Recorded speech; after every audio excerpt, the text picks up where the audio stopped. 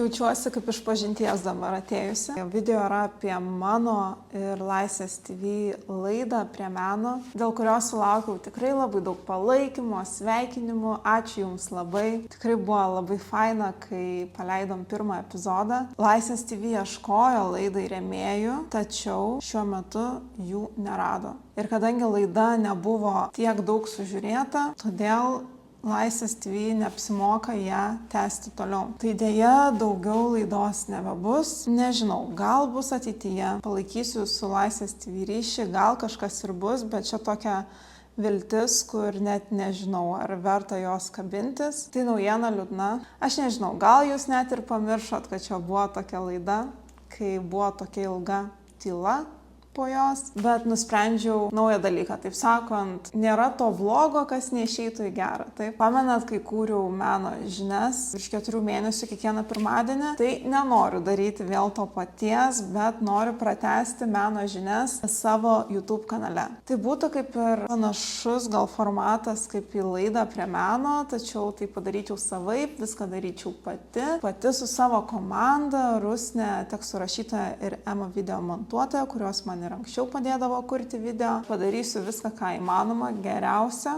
Todėl šiuo metu darbuojamės prie naujos laidos Meno žinios, kurią išvysite mano YouTube kanale, mano YouTube profilyje.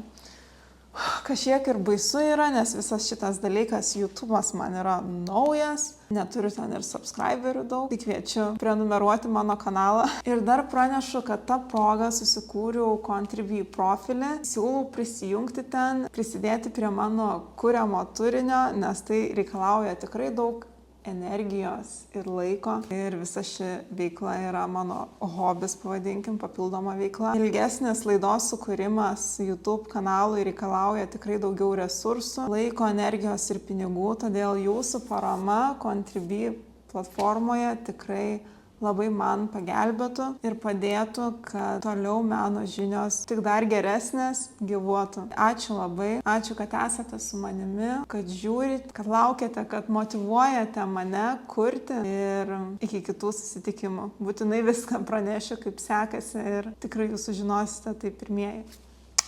Čiau.